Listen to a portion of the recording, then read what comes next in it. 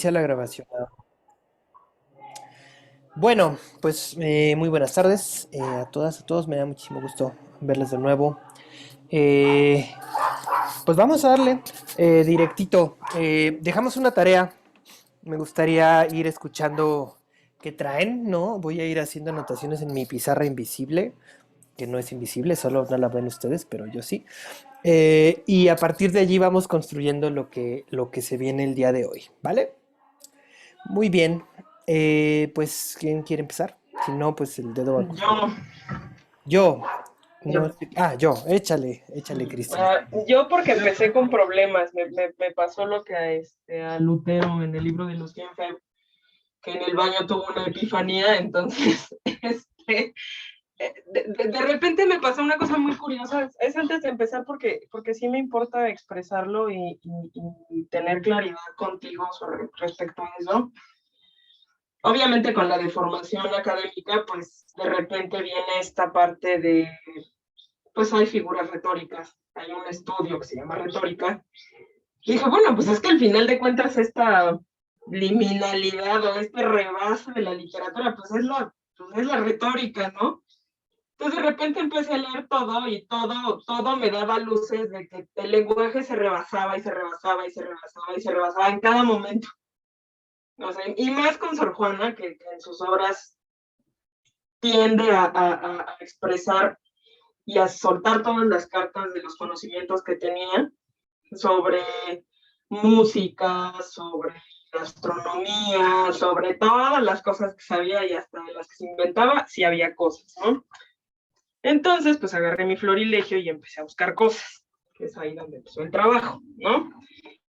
Eh, en el soneto 198, dice ella, perdona mi zampoña licenciosa, si al escuchar tu lira delicada, canta con ruda voz desentonada, prodigios de la tuya milagrosa, ¿no? Este es el primero donde hace una comparativa ciceronianamente humilde de lo que ella hace con respecto a lo que un músico prodigioso hace, ¿no? Esta es una, recordando las clases del maestro de la FAM, me gustó mucho esto porque dice, pues más que a ciencia, el arte es reducido, ¿no? Cuando se refiere a la música y esta relación con las matemáticas que nos están explicando, o sea, ella rebasa sus palabras, pero la rebasa a partir de la naturaleza misma de la ciencia, de la música con respecto de su carácter matemático y científico. Uh-huh. Más adelante me fui a otros textos, a los sonetos, sí, en el soneto 206, que son los sonetos sagrados, dice, la compuesta de flores maravilla, divina protectora americana, que a hacerse pasa rosa mexicana, apareciendo rosa de Castilla. Pues que está hablando de la Virgen de Guadalupe, ¿no? Tal cual, y me encanta la referencia, o sea, como ella es muy consciente de esta referencia de las rosas de Castilla, que los antiaparicionistas somos muy claros al decir, bueno, es que pues esas rosas aquí ni había, ¿no? O sea, y es el milagro prodigioso de la rosa mexicana apareciendo rosa de Castilla, ¿no? ¿Cómo va a usar esta sentencia de la biología elemental de América, en donde ese tipo de planta ni siquiera tiene cabida en el encuentro sagrado, pero sigue preexistiendo este valor milagroso del que ella habla, ¿no?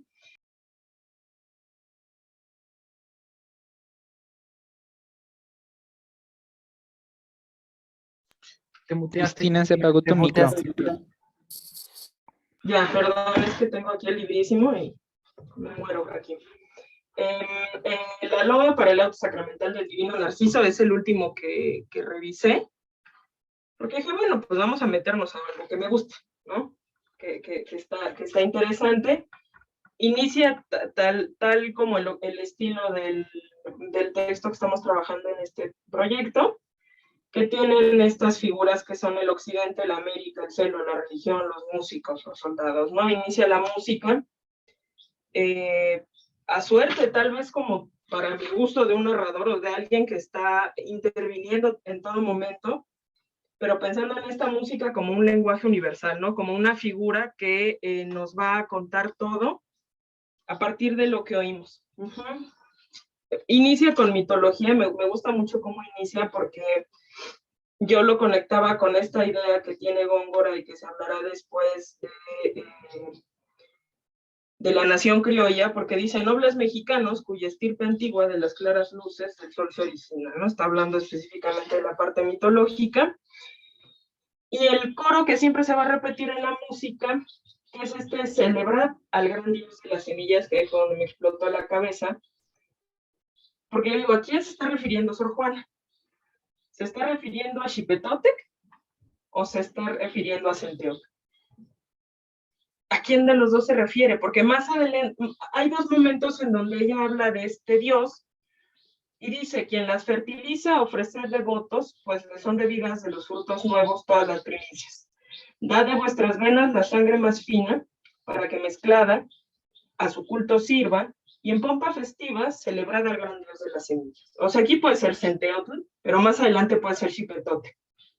O sea, sabe la mujer de mitología, de toda la mitología que se le puede ocurrir a uno, se la sabe, ¿no? Entonces, de repente esto está interesante. Más adelante dice, además de que su protección no limita solo a corporal sustento de la material comida, sino que después, haciendo manjar de sus carnes mismas, estando putrificadas antes de sus inmundicias corporales, de las manchas el alma nos purifica, y así atentos a su culto todos repitan conmigo, en pompa festiva celebrada al gran dios de las semillas, ¿no? Esto a mí me remite a dos cosas, a la antropofagia prehispánica y a la antropofagia simbólica cristiana. Ahí están esas dos cosas, ¿no? A mí cada vez que leo esto me explota la cabeza porque es que cómo se puede montar esto. O sea, todo puede estar tan lleno de símbolos o todo puede estar tan vacío y que la gente entre en la convención que quiera y lo interprete como quiera. Está muy padre. También de repente ya mete referencias que son muy interesantes porque la religión dice, Occidente poderoso, América bella y rica, que vivís tan miserables que entre las riquezas mismas, y de repente es como si una cachetada de San Agustín en las confesiones te dijera, eres un pecador por desconocer a Dios, pero nosotros vamos a venir a civilizarte, que es toda esta idea de la construcción de la ciudad de Dios que se va a implantar aquí, y de la que Sor Juana sabe mucho y que está metiendo en esta loa como ella quiere, y por eso me queda claro que no se estrenó donde se había estrenado, donde ella quería que se estrenara, porque está llena de ideas que rebasan todo este tipo de cosas. Después hay dos diálogos inmediatamente después de estas líneas. Occidente dice, ¿qué gentes no conocidas son estas que miro? Cielos que así de mis alegrías quieren impedir el curso. Y América responde, ¿qué naciones nunca vistas quieren oponerse al fuero de mi potestad antigua? O sea, Occidente y América como contingentes ideológicos son una metonimia. Estos dos diálogos o estos dos personajes van a ser una metonimia todo el tiempo.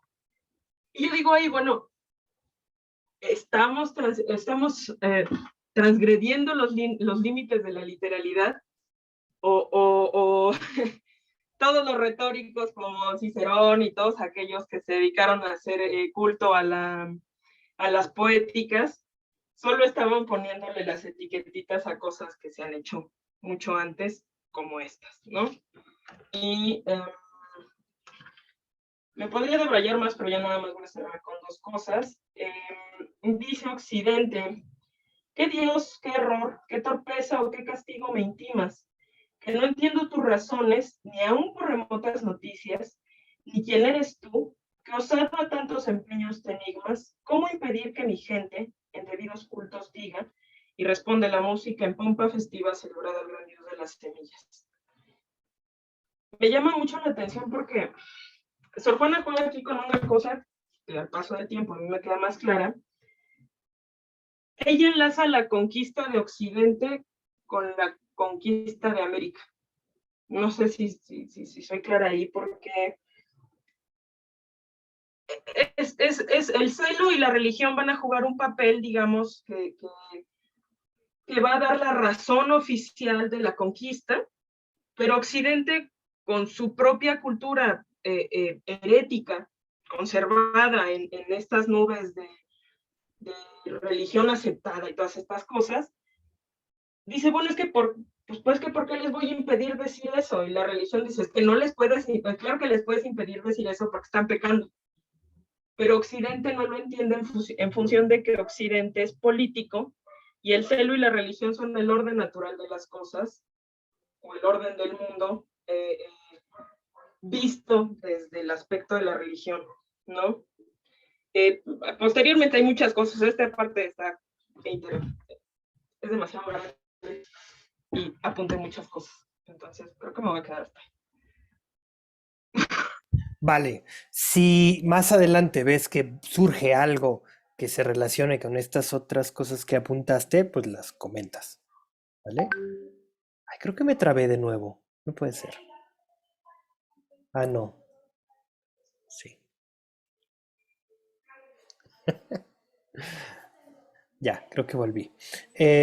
Ya regresaste, ya Ya regresaste. volvió. Sí, bueno, te decía Cristina que si más adelante aparece algo en alguna de las personas que están aquí también, que te recuerde algo más que anotaste, pues lo traes a colación, ¿no? Y listo. Vale. Bien. A ver, sigamos avanzando. ¿Alguien más trae alguna otra perspectiva? Algunos.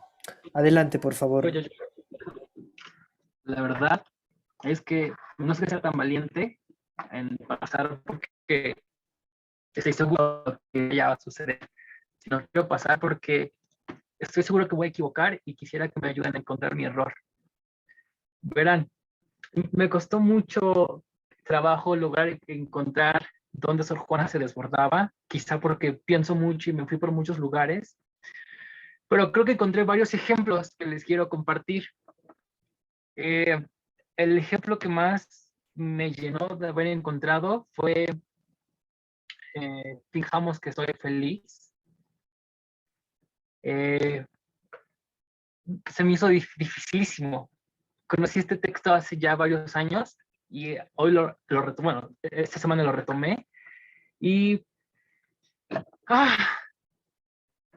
para mí este texto se desborda en que lleva la escritura a una cuestión de pensamiento. Me refiero a que nos invita a cuestionarnos lo que sabemos, para qué sabemos. Pienso yo, quizás estoy equivocado, por eso quiero pasar, que el desbordamiento está en el cuestionamiento a uno mismo sobre lo que conoce y sobre lo que quiere conocer y para qué lo hace.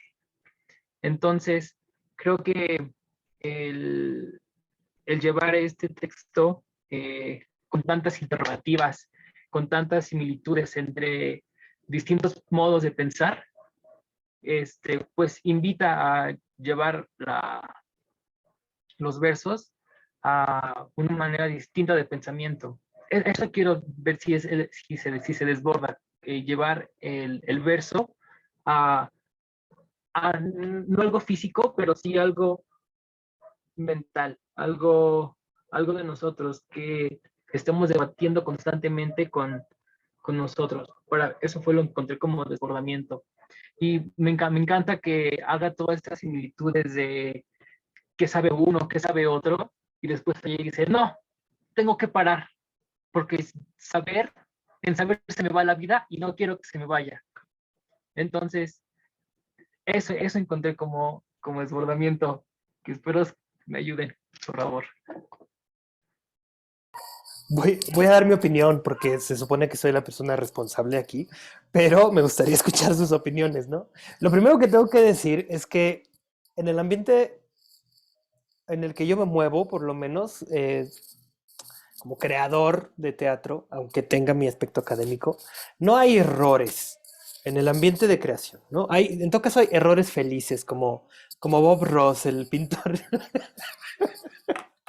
¿Vale? En todo caso, porque siempre, efectivamente, siempre es una oportunidad para aprender algo que no teníamos en el camino o para eso, ¿no? Como desviarnos de un camino por el que íbamos y seguramente nos encontraremos con otra cosa interesante. Creo que has dado con uno de los temas que me parece importante señalar sobre esto de los desbordamientos, ¿no? También me gustaría aprovechar para hablar un poco sobre lo que ha dicho Cristina, ¿no? Sobre este rollo de, bueno, es que todo se explica, por ejemplo, con la retórica. Claro, claro que se explica con la retórica. De hecho, pues, un poco lo decíamos la clase pasada, ¿no? Cualquier cosa de la que hablemos en el terreno del postdrama y de la posmodernidad ya existía y lo que ha cambiado de alguna manera es una cierta perspectiva o alguna cosa así. Eh, Leyó muy bien este ejercicio desde la vez pasada, Horacio, creo que sí, que decía que era como una especie de provocación, ¿no? Es como una provocación, un juego en sí mismo, ¿no?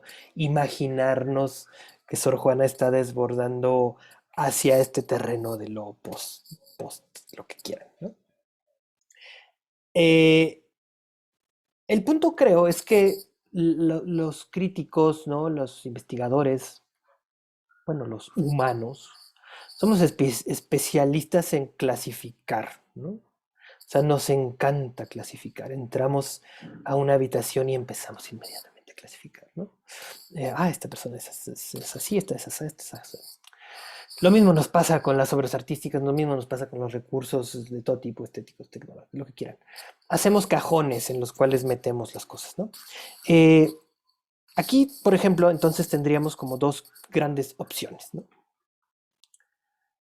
Una, preguntarnos cuál es el cajón de la poesía o cuál es el cajón del drama, ¿no? Por hablar de los dos géneros literarios que hasta el momento hemos comentado aquí con Sor Juana, ¿no? Y ser bien clásicos al respecto. Si somos bien clásicos, bien pues eso, cuadrados, bien cajones al respecto, podríamos definir la poesía, ¿no? Como esa, normalmente se entiende, ¿no? Como una voz en primera persona que, eh, digamos, expresa desde esa primera persona sus, no sé, sus inquietudes, etcétera, etcétera, a través de juegos en el lenguaje, ¿no? Por ejemplo. Mientras que el drama sería la representación de acciones humanas en presente, haciendo uso del diálogo como un vehículo para la acción, ¿no? No sé, estoy ensayando definiciones así cuadradas.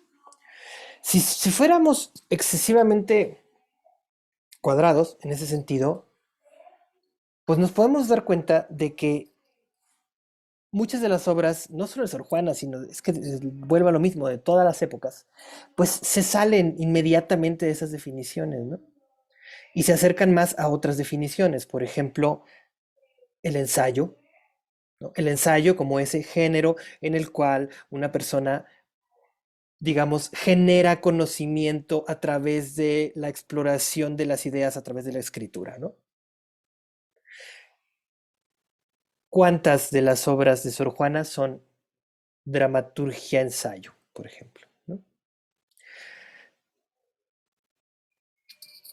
Los límites para pensar en qué momento algo está desbordando o en qué momento en realidad es algo completamente natural que todo el mundo hace, dependen justamente de qué tan estrictos seamos en la definición, ¿no?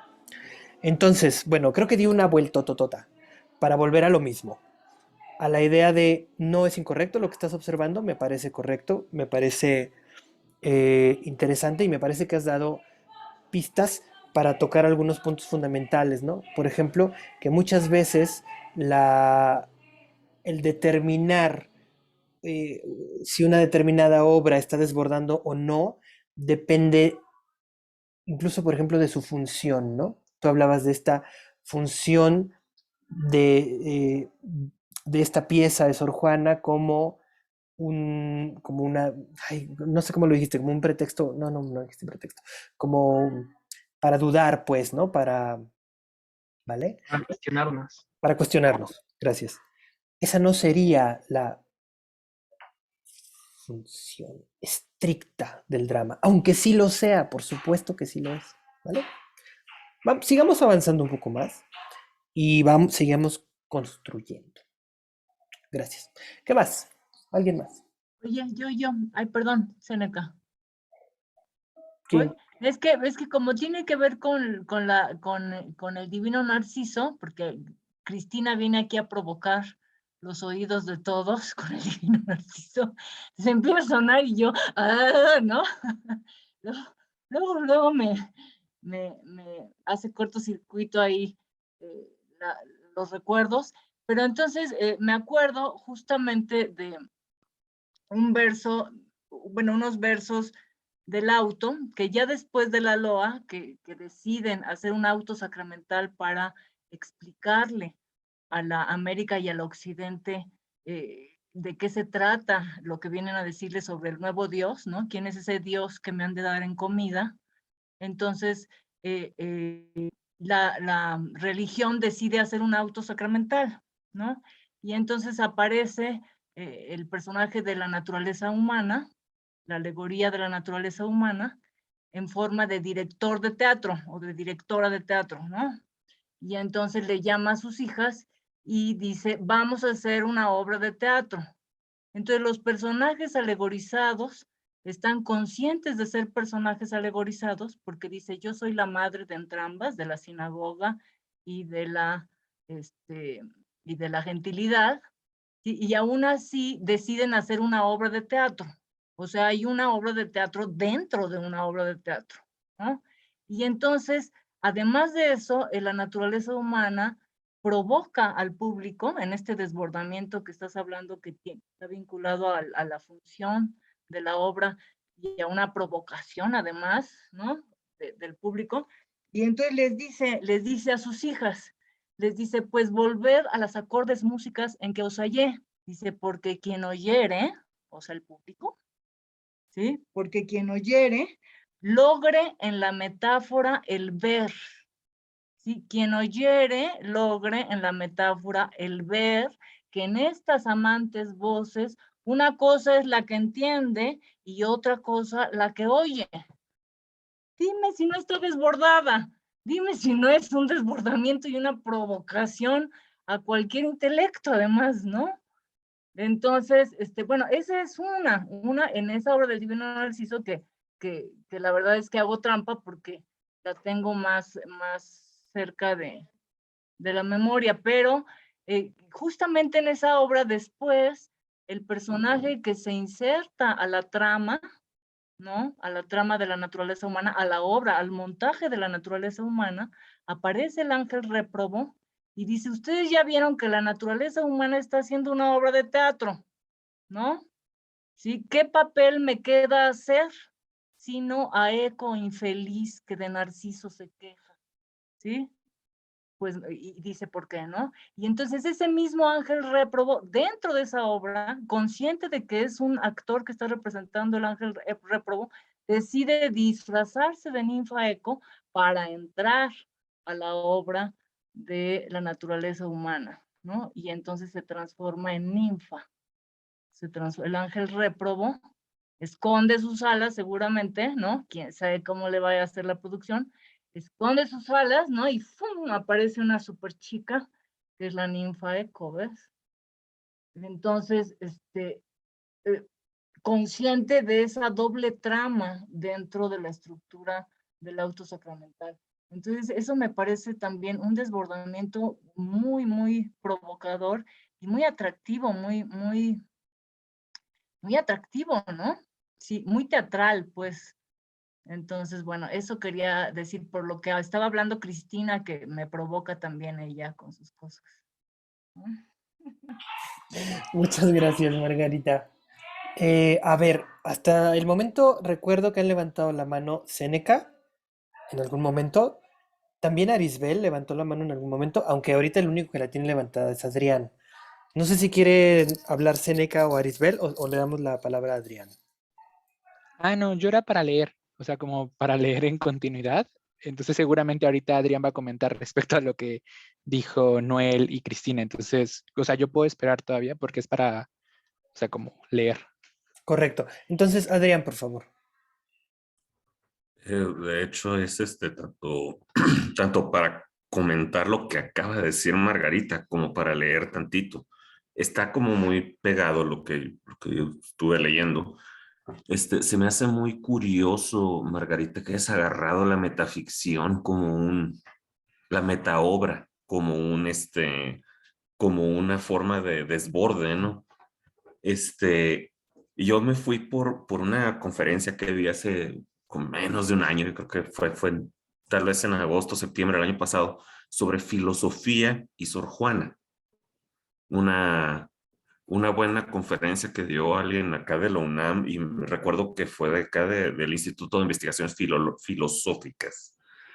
Entonces, pues me agarré uno de los primeros poemitas que me encontré aquí en la lírica personal y también hace algo muy parecido, hace una forma de meta-retórica. Dice el poema acusa la hidropesía de mucha ciencia, o sea, como de la enfermedad de la ciencia. Y lo primero que hace es criticar doxa, criticar la opinión en contra de dogma, en contra del conocimiento. Pero por ahí a medio camino dice, voy a leer las 3 estrofitas que están aquí. Dice, el discurso es un acero que sirve por ambos cabos, de dar muerte por la punta, por el pomo de resguardo.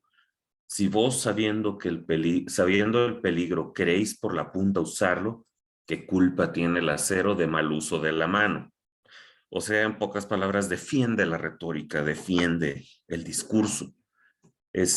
No es saber hacer discursos sutiles vanos, que el saber consiste solo en elegir lo más sano. Me da risa que de una manera le pone un freno al conocimiento, le pone un freno al discurso científico. Y por otro lado, también les dice cómo hacerlo, cómo presentar el discurso científico. Atrás, bastante atrás, hice una investigación sobre metaficción específicamente.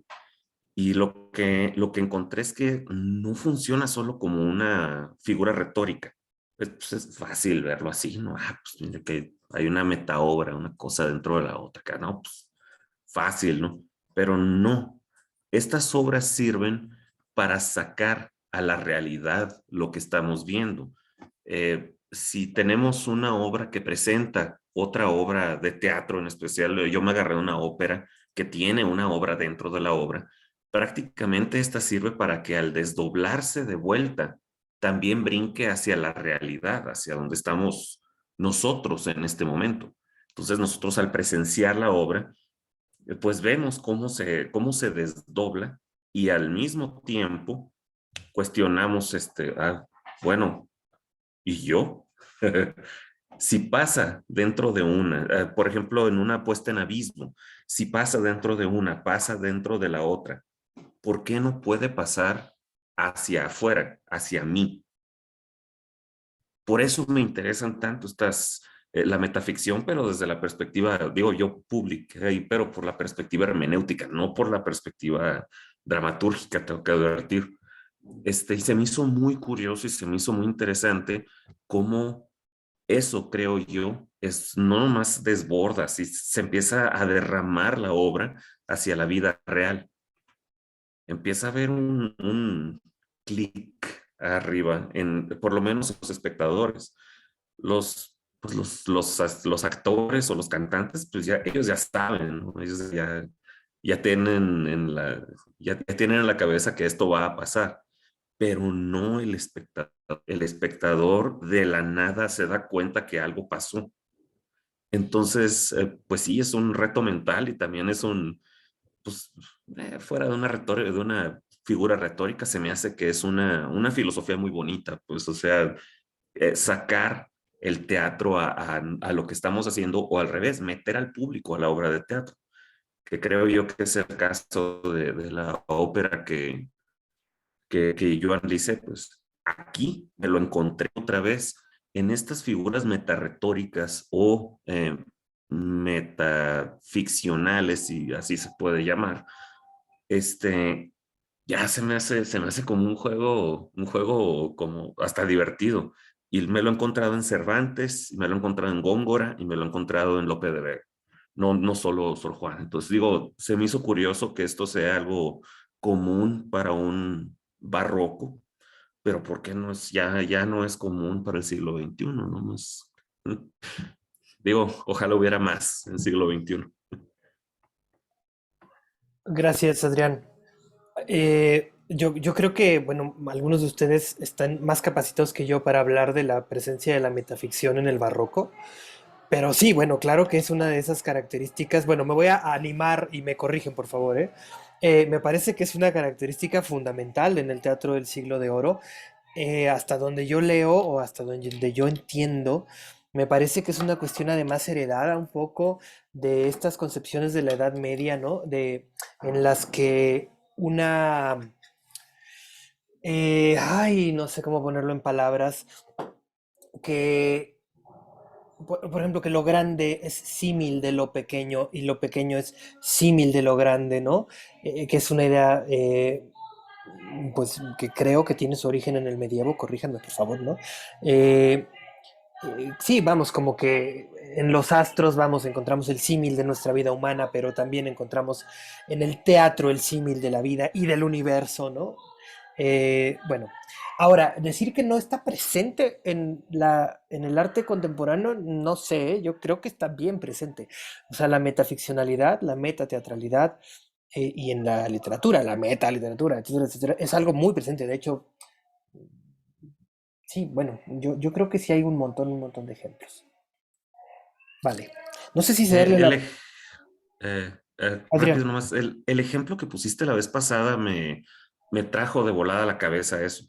De los celulares, ¿cómo se llama? De que a uno le dan un celular y sale al teatro, bueno, más bien, más que metaficcional, se me hizo muy real, muy como, ahí ya no sale el teatro al público, ni el público entra al teatro, sino a la obra, digo, sino que más bien la obra es el público, eso se me hizo todavía más interesante, se me hizo como una figura lógica muy interesante y muy inteligente, arriba de interesante, inteligente. Sí, sí, y como ese hay un montón de ejemplos, pues, ¿no? No sé si tuvieron chance de darle una mirada a Rimini Protocol, a Roger Bernat, ¿no? Hacen un montón este tipo de trabajo. Pienso en La consagración de la primavera, creo que es de Roger Bernat, que es la coreo famosa de Pina Bausch, con la música de Stravinsky, recreada por la gente a través de instrucciones que se le dan por el mismo público, pues, ¿no? Que se convierte en público bailarín, ¿no? Público, sí, que ejecuta una coreografía a través de instrucciones que se le dan por medio de unos audífonos. Bueno, no sé si darle la palabra a Cristina, como que va a dar alguna especie de contrarréplica o de comentario de esto mismo. Sí, ¿verdad? Entonces, tú primero, Cristina, por favor, y ahorita se me Y cae. es rapidísimo porque ahorita con lo que dijo Adrián y con lo que dijo Margarita me explotó la cabeza porque ya propiamente unos versos antes de pues volved a los acordes música que os halle, porque quien oyere logra en la metáfora ver que bla, bla, bla, que estaba mencionando Margarita con respecto al público, me cayó el 20 de algo que dice la naturaleza humana un poco antes, porque yo no había entendido bien, porque dije, esto suena a la poética de Aristóteles. No, o sea, de primera entrada yo dije, pues esto suena a la poética, ¿no? Qué bonito. Pero no, es que esto más bien parece una poética actoral, porque menciona todo lo que tiene que ver con la acción y el carácter. Dice, así que volviéndome al orden del discurso, digo que oyendo vuestras canciones, me he pasado a cotejar cuán misteriosas se esconden aquellas ciertas verdades debajo de estas ficciones, ¿no? Toda esta parte de la acción que denota el carácter, cómo esta naturaleza humana puede ser bien expresada en la ficción, y cómo todo el tiempo Sor Juana nos está hablando de verdades de la Nueva España, de verdades que ella vive, de verdades que ella siente, a través de estos personajes que parecen momentos que nada tienen que ver, ¿no? Yo la primera vez que me enfrenté a este texto, ¿qué es esto, no? Qué raro, qué bonito, qué raro está todo esto. Pero pensándolo desde un texto teatral que tiene que ver con el público, con lo actoral, con la relación que hay, más allá del discurso textual que nos está contando una historia, viene la construcción de la ficción y de la claridad de la acción escénica que tiene que tener un actor. ¿Y por qué lo digo? Continúa y dice, y así pues, madre de entre ambas, soy, intento con colores alegóricos, que ideas representables componen, tomar de la una el sentido, tomar de la otra las voces.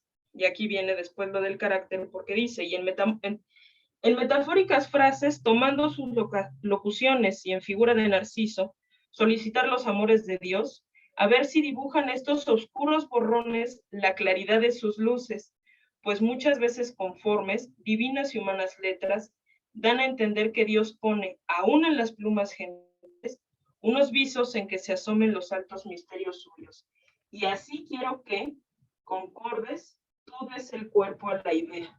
Yo cuando leí esto de todo el cuerpo la idea, dije, sí es cierto, es que es la conciencia del actor y del personaje hacia su trabajo. O sea, tú tienes que dar cuerpo a una idea y darle claridad a esos borrones para aquel que lo va a ver todo el tiempo. Y dije, o sea, aparte de que escribe o cosas que tienen que ver con la conquista, con la construcción de una idea criolla, está hablando del público, aparte se mete a hablar para mi gusto, de la poética actoral que ella está haciendo desde lo que está haciendo y de lo que ha vivido. Y me vuelve a explotar la cabeza.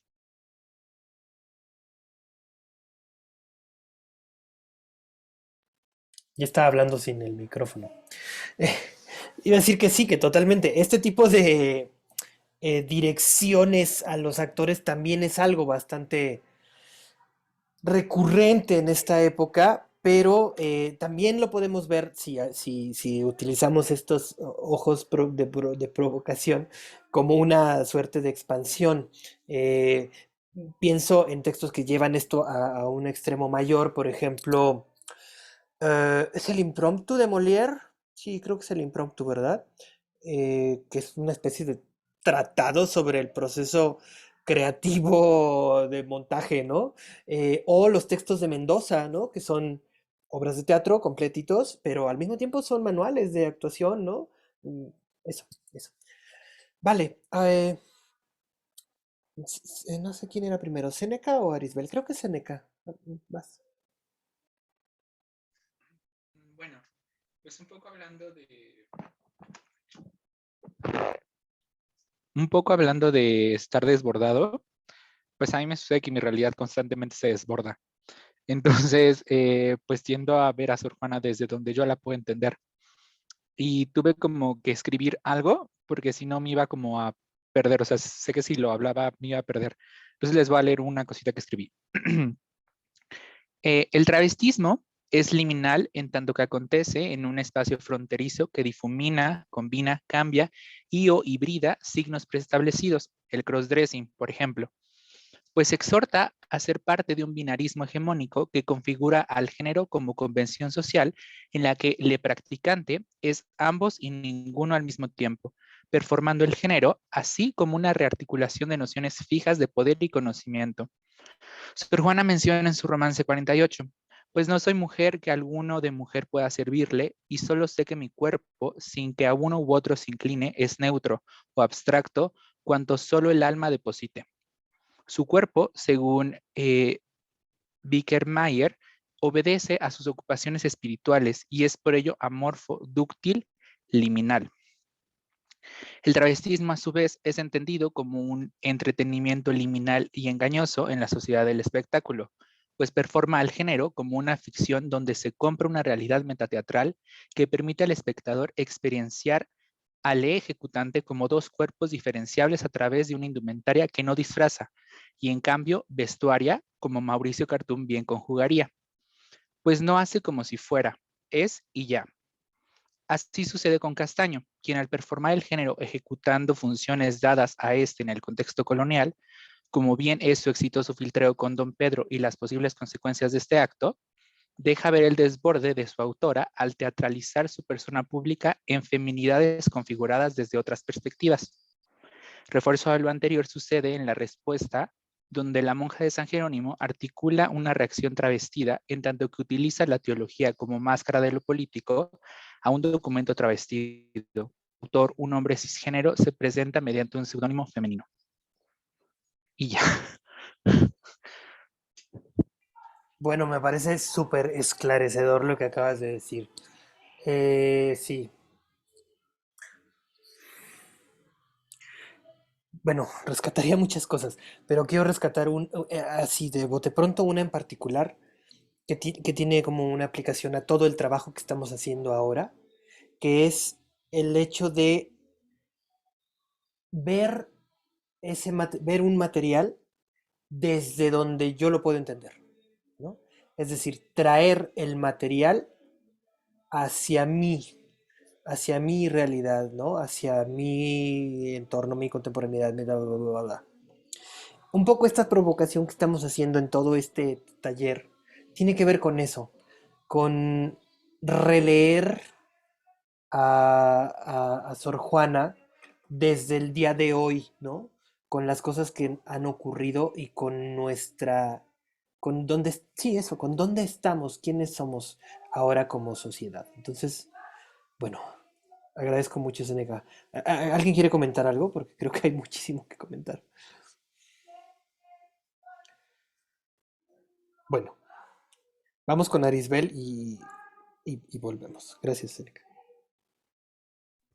Un poco por la línea de Seneca, yo hice un mapa mental porque las medialidades siempre me llevan como a esquemas gráficos y me quedé pensando en lo que decía Seneca porque justo el primer tránsito que me vino a la mente fue castaña. Además, como estábamos trabajando la obra en un taller con el maestro Horacio, dije, castaña tiene que ser. Y me encontré un poco que Sor Juana, lo poco que he leído, porque no soy ninguna experta, está llena de tránsitos aún con ella misma. Por ejemplo, en la loa inicial Amor es más laberinto, que habla de las estaciones y las personifica. Hay muchos tránsitos con la geografía. Y también me quedé pensando un poco en la materialidad de sus escritos, porque recordé que cuando se murió le quemaron su biblioteca y creo que ahí podría haber otro tránsito. ¿Cómo llegaron los manuscritos a nuestros días? Disculpen, es que hemos tenido COVID aquí y por eso la voz así. Y el último tránsito que quisiera resaltar es el tránsito de Sor Juana al billete de 200 pesos. Como dos de sus versos y su cara, que además, gracias a Horacio y a Margarita, sé que ni siquiera es su cara, es la imagen más famosa de ella. Y un poco con lo que decía la maestra Rosy de que intermedia que era, creo que ver a Sor Juana con intermedialidades simplemente me hizo como que explotara la cabeza, porque como dice Cristina, hay mucho. Y en este mucho puede haber un mucho nada o muchas capas. Y la mariposa nada más es porque fue el momento en que mi cabeza explotó.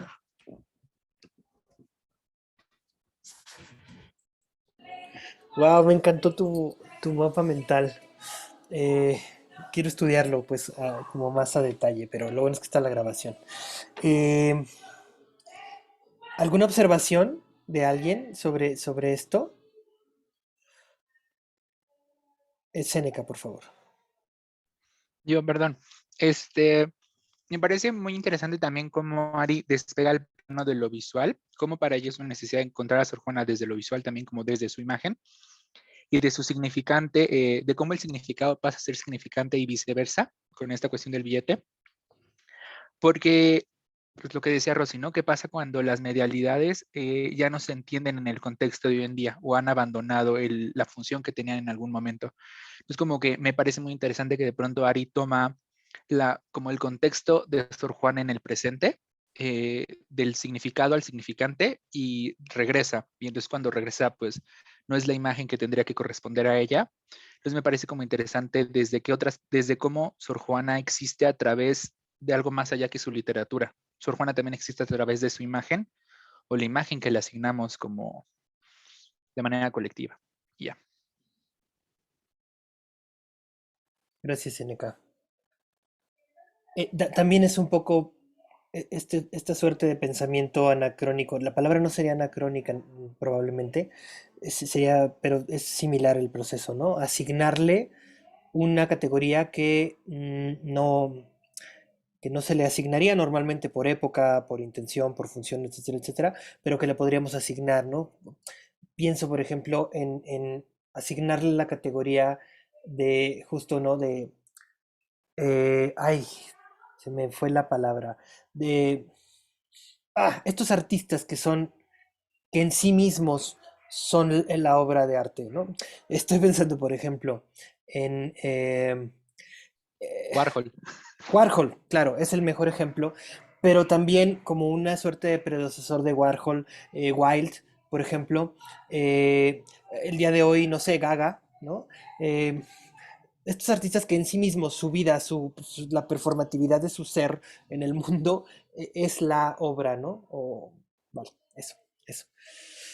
Ok, ¿alguien tiene algo más de la tarea o de retroalimentación de todo lo que acabamos de ver?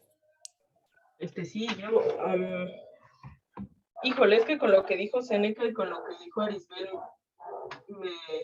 primero me encantó porque obviamente son otras estructuras y siempre sirven muchos más pares de ojos para seguir entendiendo esto y en esta necesidad de pensar en Sor Juana tanto como una imagen visual como la construcción de este travestismo discursivo o algo así decía Séneca, que me parece encantadora la imagen que me provoca lo que dice.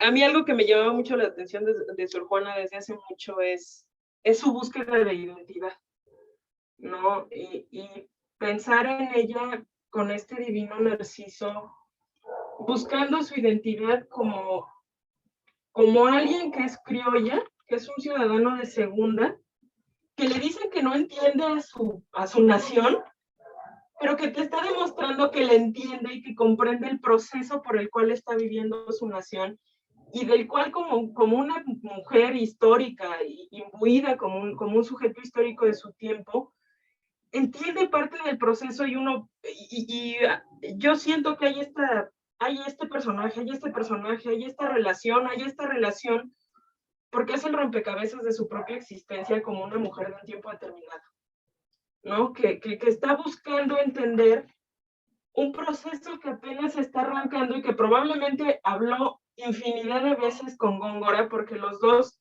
en diferentes textos tienen las mismas ideas, ¿no? De este concepto de la nación criolla, bueno, es que nosotros entendemos lo que pasa con la tierra, o sea, por eso nosotros decimos alabad al Dios de las semillas, porque sabemos que hay algo antes de los frailes que vinieron a evangelizar.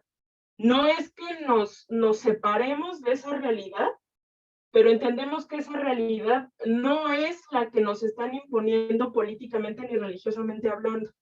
Y Sor Juana está en este proceso particular en donde ni tiene privilegios del sexo, ni tiene privilegios de pertenencia a una tierra que todo el tiempo le han dicho que no es suya. O sea, ni sus conocimientos son suyos, porque son prestados por quienes son sus benefactores, y la tierra política y jurídicamente no le pertenece. Entonces ella empieza a hablar de esta parte religiosa y de esta parte de la adoración a la tierra, y yo sí digo, híjole, qué feo, ¿no? O sea, aunque ella estaba, digamos, en parte de su burbuja privilegiada como una monja que no tenía que estar tallando pisos a rodilla limpia, pero ves un mundo, y ves un mundo como alguien que todavía no alcanza a entender que está subida en la parte más bajita de la ola, que se va a arrancar más adelante, y que va a haber un montón de actores que van a definir lo que ella y Góngora están platicando, ¿no? Porque para mí leerla a ella aquí y leer a Góngora es como si estuvieran platicando de repente. No, o sea, alguien dice una cosa y como que Sor Juana le responde con más fuerza y así se la avientan en sus textos y digo, sí, o sea, es que pues, tenían un montón de razón, ¿no? Y más allá de los motivos teológicos en los que se inmiscuye la carta tenagórica y todo este boom contra los jesuitas, pues está un sentido de la pertenencia de la tierra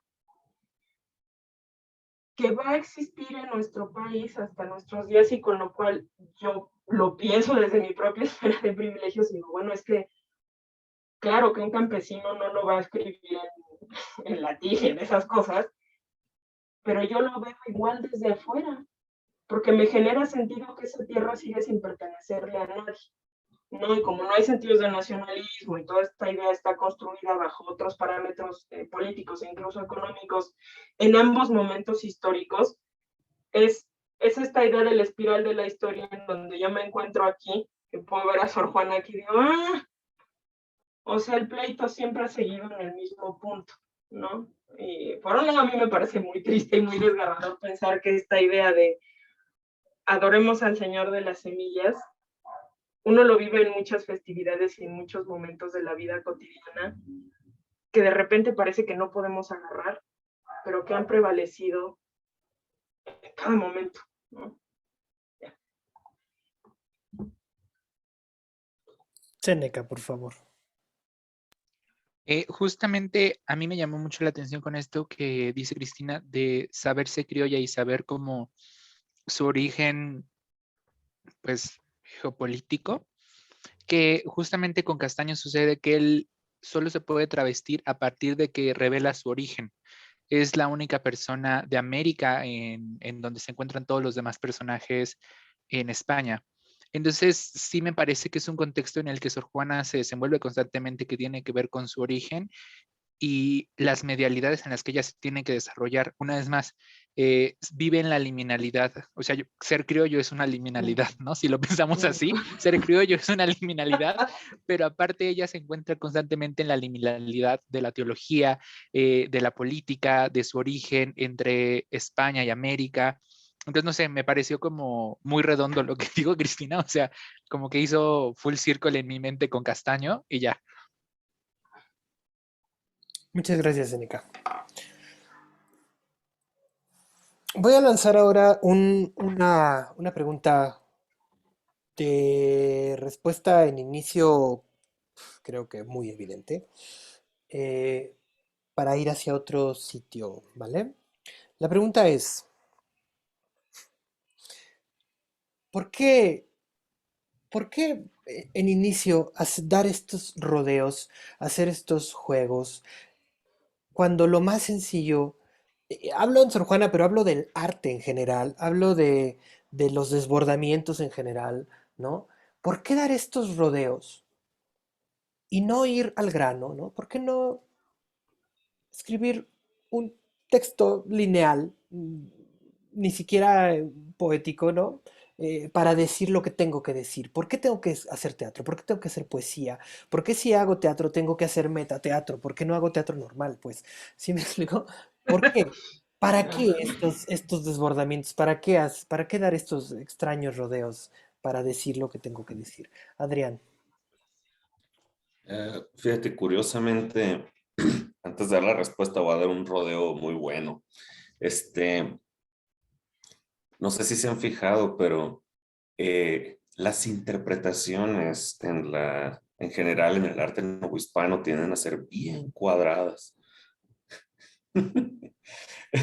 Y pues está bien, o sea, digo, pues ahora últimamente he notado que se investiga mucho más la época novohispana, no solo en el teatro, lo he estado viviendo en la música.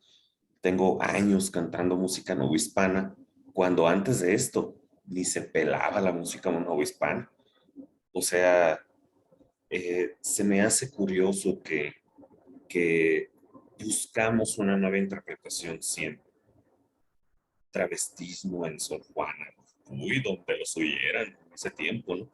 Peor la Inquisición a todo lo que daba. No, no, pues, o sea, siempre tenemos que tener una nueva interpretación, siempre. Porque cada vez que reinterpretamos desde nuestra perspectiva, pues no quiero llamarla actual, porque esto se ha repetido en el mundo muchas veces. Simplemente estamos cayendo nuevamente en otras formas de ver y con palabras nuevas. así como caemos en la reinterpretación, también reformamos el lenguaje como críticos y como intérpretes de esta nueva Sor Juana. Reformamos estos patrones. Y por otro lado, fíjense cómo también los temas que hay, por ejemplo, en las películas. Ya repetimos 50,000 veces Hamlet, Romeo y Julieta, ¿qué les gusta? O sea, el Quijote. Ya se repitieron 20,000 veces. ¿Por qué no tomar el Divino Narciso?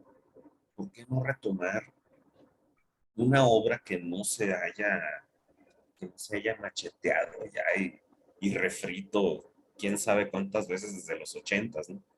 O sea, digo, hay que decirle a Disney también, ¿no? Que agarren la onda. Pero cada reinterpretación nos da una visión nueva de un texto desconocido, de algo, bueno, no quiero decir tampoco desconocido porque alguien lo ha visto, pero un texto que ya se está olvidando, ya lo estamos dejando de lado y todavía le podemos sacar provecho, todavía podemos rodearlo, todavía podemos buscar una nueva respuesta. Digo yo, es necesario, pero pues no siempre están de acuerdo con mi opinión, menos en la música no hispana. Hasta parece que si digo algo así me van a dar una patada en la boca.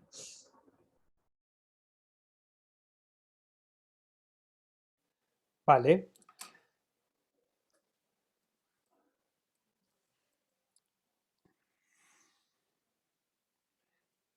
¿Para qué, entonces?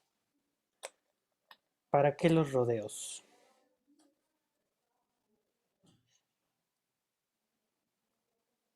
¿Por qué hacemos poemas y obras de teatro cuando podríamos decir de manera directa lo que tenemos que decir a quien se lo tenemos que decir, ¿no? Es más bonito.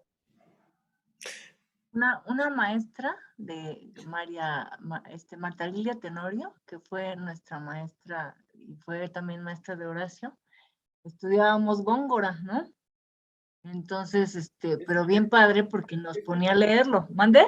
Margarita es mi tutora en el doctorado, Marta Lilia. ¡Ay, qué bueno! ¡Qué miedo! Y Rocío Olivares, y nombre. Ya estás en ligas mayores, Horacio, ya ni modo, ¿no? Tú te lo buscaste. Pero el chiste es que esta doctora, ¿no? Que es además una gran maestra, nos decía que el intelecto, ¿no? O sea, disfruta más el viaje si encuentra obstáculos y cuando llega al encuentro, cuando llega al punto de revelación de la línea, ¿no? De una retórica, por ejemplo, rebuscada, o ¿no? O de una palabra alejada, ¿no? De donde se necesita sintácticamente, pues, ¿no?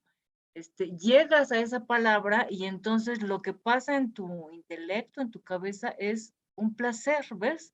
O sea, te da placer llegar después de una dificultad, que no es lo mismo que si llegas fácil.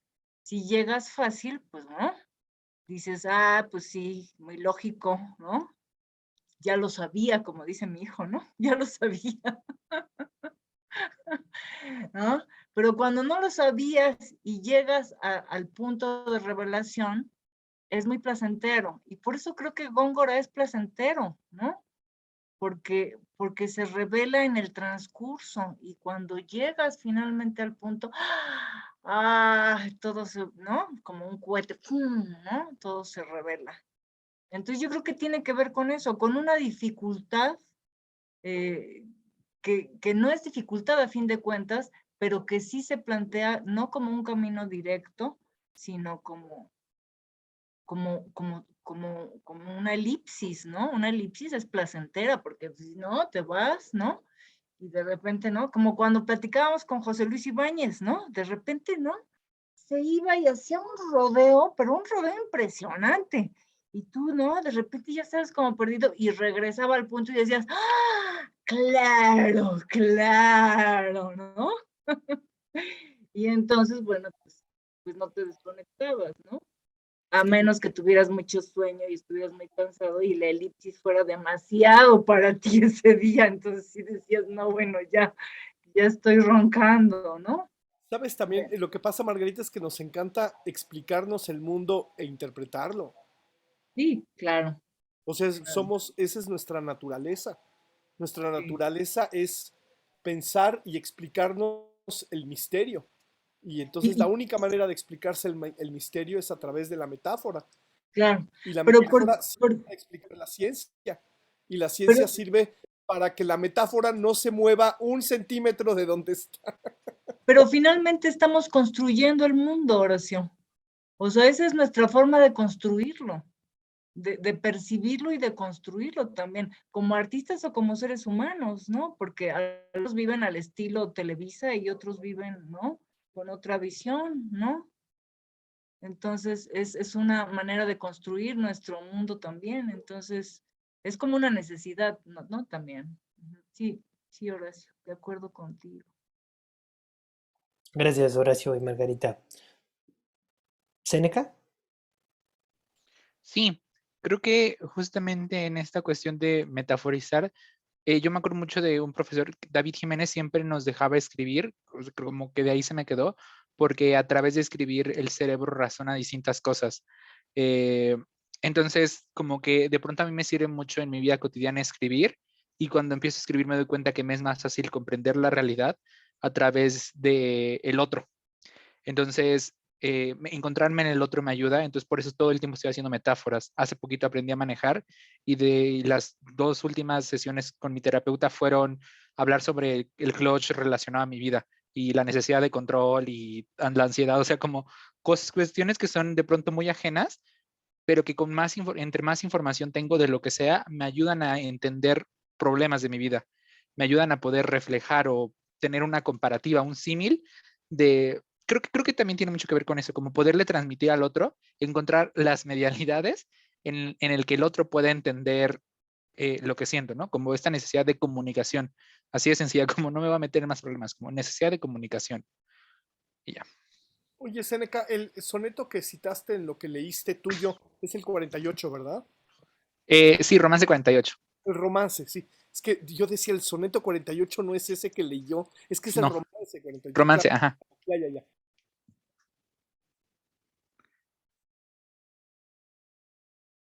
Perdón, estoy haciendo anotaciones para que no se me olviden cosas.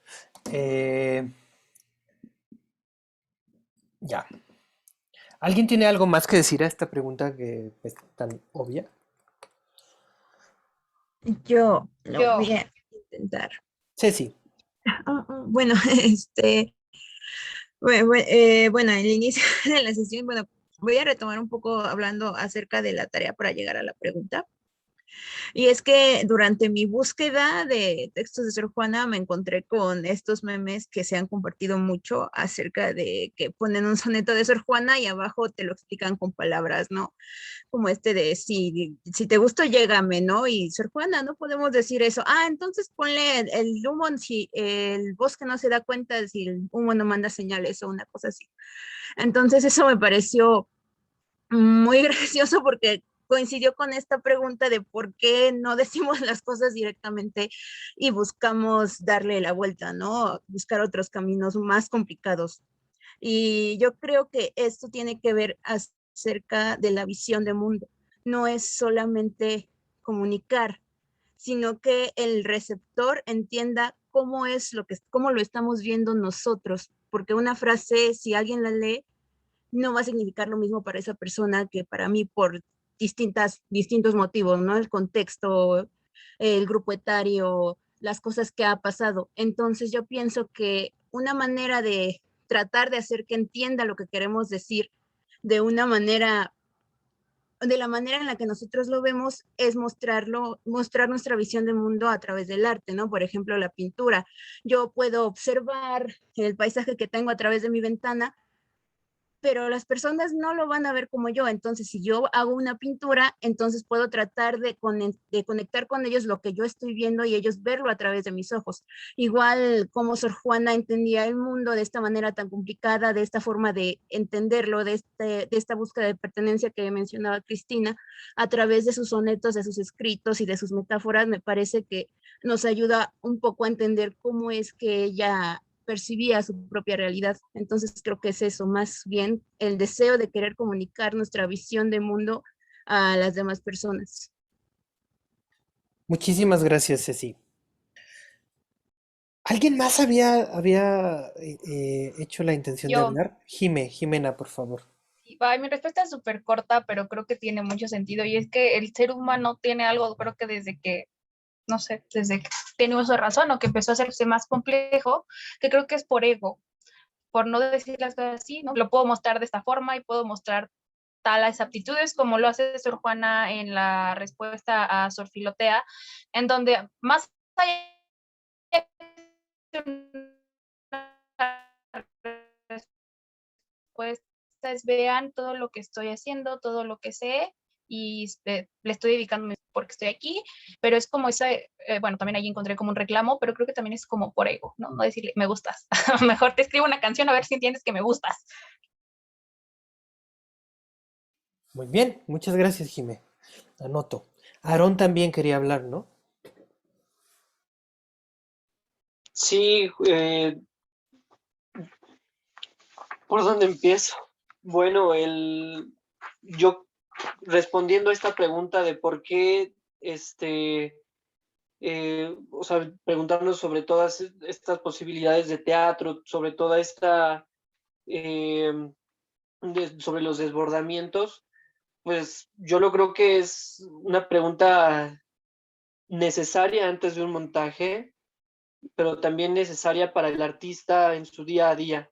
Considero que qué sería del artista, de la vida misma, sin sentir esta catarsis, el privarte del aire y de decir, es que no entiendo lo que está pasando en este momento y sentir que se te cierra la garganta y quererle buscar una explicación, como decía el profesor Horacio, buscar la necesidad de decir en cada línea, en cada palabra, en cada texto.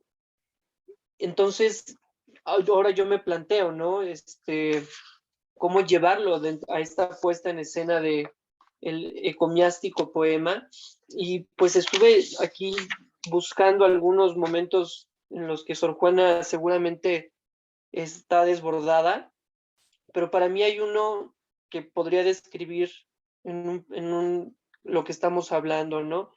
Que dice, no es otra cosa lo hermoso que una proporción que ordena bien unas partes con otras, hablando de la liminalidad, hablando de todas las posibilidades que podemos tener, pues no bastará ser bellas absolutamente, si relativa no lo fueran. A mí aquí en esta parte, pues, me deja en claro, al igual que en otra parte que estuve investigando, ¿no? Dije, ¿en qué momentos de la vida de Sor Juana pudo haber estado desbordada? Sobre todo, pues, en momentos clímax de su vida. Y pues, haciendo alusión al momento de la carta que le envió al virrey, no ay, perdón, aquí tengo notado el nombre, a Fray Antonio de Vieira, el que lo nombraron la carta antegórica, ¿no? En un momento de su vida en donde ella estuvo ya debatiendo a la propia iglesia, pues para mí este es un momento sumamente desbordado en la parte de su vida. Y hay una parte en la cual ella critica al fray y le dice, ¿cuáles son algunas de las proporciones de este sutilísimo talento? ¿Qué es tal su suavidad, su viveza y energía al mismo que distante enamora con la belleza de la oración, suspende con la dulzura y hechiza con la gracia y eleva, admira y encanta con el todo. Ella sabía que había muchísimo más que lo que estamos diciendo de cosas lineales o cosas, teatro, emociones y formas de ver la vida de un modo recto, un modo cuadrado. Ella sabía que había una dimensión inmensa. Y creo que nosotros al hacer esta obra, pues tenemos que tener esta visión inmensa de posibilidades del todo, ¿no? De cómo lo vamos a decir, cómo se va a montar. Y creo que es la visión en la cual tenemos que ver este texto, si no sería imposible asumirlo, sentirlo e interpretarlo. Muchas gracias, Aaron. Bueno, a menos que alguien más quiera tomar la palabra, de las distintas opiniones o respuestas que he escuchado ahorita, he anotado 4 puntos en común que yo encuentro, ¿eh? A lo mejor hay más, a lo mejor estoy haciendo un reduccionismo excesivo o al revés, a lo mejor todo se resume a una sola cosa y yo estoy exagerando al decir que son 4 puntos en común. Pero bueno, los voy a renombrar, ¿vale? Un primer elemento que podría ayudarnos a responder esto sería el elemento del placer, ¿no? Como el juego que que es satisfactorio, ¿no? O sea, es la dificultad, los vericuetos nos proporcionan un placer, ¿no? Eso me lleva a mí al terreno del juego. Anoté también, es una nueva forma de conocer, de aprender el mundo o de explicar el mundo, ¿no? La ciencia se puede quedar corta para explicar muchas de las experiencias de lo humano. Y en el arte, en estos rodeos, en estos juegos, encontramos nuevas formas de transitar, ¿no? Por el mundo, de aprenderlo, de conocerlo. Pero también es una forma de buscar la manera de comunicar lo incomunicable al otro, ¿no? Lo inefable, pues, las experiencias que son tan personales o, sí, o que desbordan el lenguaje, los lenguajes en los que nos movemos. Noel está teniendo problemas de conexión. Ok. Bueno, esperemos que pueda volver. Nuevas formas de comunicar, ¿no? También como una manera de eso, tratar de exprimir al lenguaje para obligarlo o encontrar las maneras de expresar lo inexpresable, por el motivo que sea. Anote también, finalmente, una cuarta opción, que es como una estrategia. Es decir, probablemente no es que yo no quiero decir eso que estoy diciendo, sino estoy realizando un acto, performando como estrategia para otra cosa, ¿no? Por ejemplo, lo que decía, ¿no? A lo mejor no me atrevo a declararle mi amor a determinada persona, entonces escribo una canción, ¿no? Como una estrategia, un acto para conseguir otra cosa. Bueno, lo que estamos haciendo en estas sesiones es justamente eso, ¿no? Exprimir, jugar con estas provocaciones, las hemos llamado durante el día de hoy, me gusta esa palabra, con estas provocaciones precisamente para dar rodeos placenteros, para conocer desde diversas perspectivas, para comunicar la experiencia que es incomunicable, ¿no? O como estrategias para conseguir otra cosa. El día de hoy he anotado también algunos elementos que hemos ido encontrando en Sor Juana, que si bien se explican perfectamente a través de la retórica tradicional y la crítica tradicional, etcétera, etcétera, también se explican muy bien a partir de categorías teatrales y artísticas más contemporáneas, ¿no?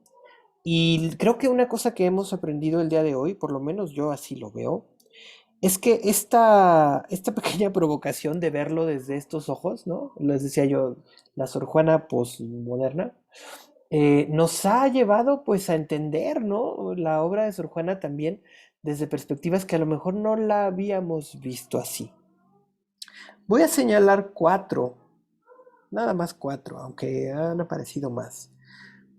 Algunos nada más los voy a señalar porque ya hablamos bastante de ellas. Una de ellas es la metateatralidad, ¿no? Y la metaficcionalidad, que efectivamente es algo que existe desde el barroco, perdón, existe desde mucho antes y que en el barroco está muy presente, pero que también es una de esas categorías que definen mucho al arte contemporáneo, ¿no?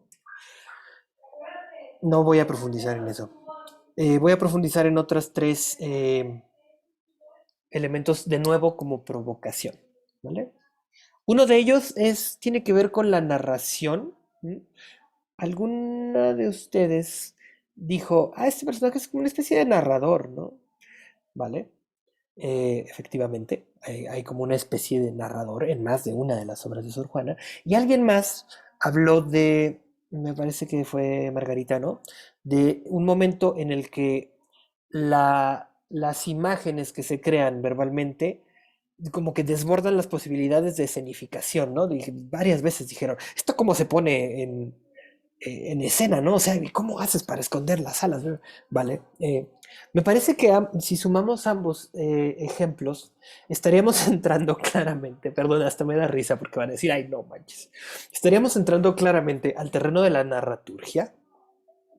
Recuerden que esto es una provocación. Al terreno de la narraturgia, ¿no? Este terreno donde la dramaturgia se sale de su ser normal y avanza hacia el terreno de la narración, y esto nos permite que haya puestas en escena que desbordan el realismo, ¿no? Nos permite que ocurran cosas inescenificables, ¿no? Desde una perspectiva tradicional, pero que gracias a estos rodeos, ¿no? Pueden ocurrir no sobre el escenario, sino en la mente del espectador como escenario, ¿no?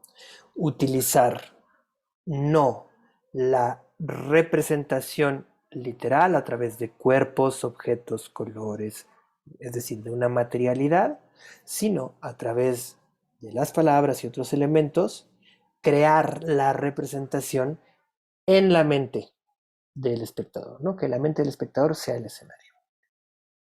Esa primera. Segunda, hay elementos claros de performatividad, ¿no? Hay muchísimos elementos, muchísimos momentos y acciones en los que Sor Juana performa, en el sentido de que, de nuevo, no representa, sino que presenta, o bien el propio texto, por ejemplo, se convierte en un dispositivo, en un juguete con el cual tú como lector puedes jugar. Y la experiencia estética no está en una lectura tradicional, sino en una lectura más activa, ¿no? Que te obliga activamente a hacer una decodificación. Esto estaría en el terreno de lo que decía Margarita, ¿no? De, por ejemplo, estos vericuetos del lenguaje barroco. Finalmente, un tercer elemento que aparece claramente sería el biodrama. Sí. Sor Juana hace biodrama en grandísima medida, ¿no? Digo, para utilizar un concepto contemporáneo y aplicárselo a ella. Es decir, utiliza su vida, sus experiencias, sus vivencias, su perspectiva para a partir de allí ficcionalizar y a veces no ficcionalizar, ¿no? Sino jugar precisamente con las posibilidades que da la metateatralidad con distintos niveles de ficcionalización y contacto con la realidad. Vale. Bonitas provocaciones. ¿Qué vamos a hacer con esto? Y voy explicando. ¿Alguien quiere hablar? Perdón, pensé que querías hablar, Cínica. ¿Qué vamos a hacer con esto? Tenemos claro que esta perspectiva nos está ayudando a ver cosas que veríamos de otra manera. No que no veríamos, que veríamos de otra manera. Pero esta perspectiva de verlas desde otro lado nos ayuda a entender, pues justamente, ¿no? De otra manera. Iba a decir más completa, pero no necesariamente, simplemente diferente. Eso lo tenemos claro. Tenemos claro también que el simple acto de jugar, de desbordar, de provocar, de ir hacia terrenos que normalmente no pertenecerían al campo en el que estamos trabajando, ese simple acto o el hecho de pasar por allí se convierte en nuevas formas de conocimiento, nuevas formas de comunicación, etcétera, etcétera. Voy a explicar, por lo tanto, cuál es nuestra siguiente tarea, la tarea para la próxima semana, y con eso vamos cerrando la sesión de hoy. Probablemente vamos a acabar un poquito antes, probablemente no, si es que hay algunas dudas o cosas que comentar. Lo que vamos a hacer para la próxima clase es también, de nuevo, un juego. A partir de alguno de los elementos que detectamos hoy, alguno de estos juegos o desbordamientos que detectamos hoy, o bien algún juego o desbordamiento que detectemos durante la semana, no tiene que ser algo de lo que ya trajimos, también podría ser algo que no trajimos aquí, pero que conocemos o que descubramos en esta búsqueda. Vamos a preguntarnos justamente lo que comentaba Jimena citando los memes, ¿no? Si Sor Juana quisiera decir eso el día de hoy, ¿qué medio, código, juego, etcétera, etcétera, se me ocurre a mí que usaría? Los medios con los que ella contaba, pues eran la palabra, es en lo que ella se formó, ¿no? Pero, ¿qué pasa si Sor Juana fuera el día de hoy Adrián? ¿Sí?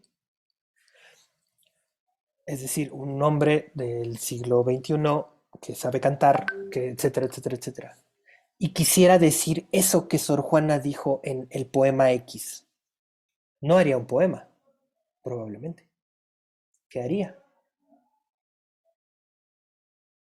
¿Sí? Entonces, la próxima semana vamos a ver qué nos traen ustedes, ¿no? Así, quiero ver qué traen, ¿no? Puede ser una escena teatral, puede ser un poema, puede ser una pintura, puede ser una prenda de ropa, puede ser no sé, yo qué sé. Si se animan a hacerlo, háganlo. O sea, háganlo, pinten la pintura, ¿sí? Si no, por lo menos platíquenlo, ¿no? Así, platiquen la experiencia. Bueno, yo creo que haría una pasarela de moda con estas características, ¿no? A lo mejor es imposible de hacer en una semana, pero no es imposible de imaginar. ¿Vale? Bueno. ¿Dudas? ¿Comentarios? Muchas, pero no resolubles en este momento. Bueno, genial. Vamos a usar el proceso creativo para irlas resolviendo o que haya más dudas, ¿no? Bueno, pues nada. Si no hay nada más, un placer estar otra vez con ustedes el día de hoy y nos vemos el próximo martes. Gracias, David. Ahorita que te vayas, al desaparecer tú, como eres el anfitrión, va a desaparecer todo. Ok, Entonces nada más la grabación hasta ahora la tendrás tú, la puedes subir porfa al Classroom para que ahí se guarde. Y yo ahorita voy a volver a abrir la sesión para que entremos a lo de Humberto. claro que sí, Horacio, yo la subo. Sí, muchísimas gracias. Son buenas provocaciones, sin duda.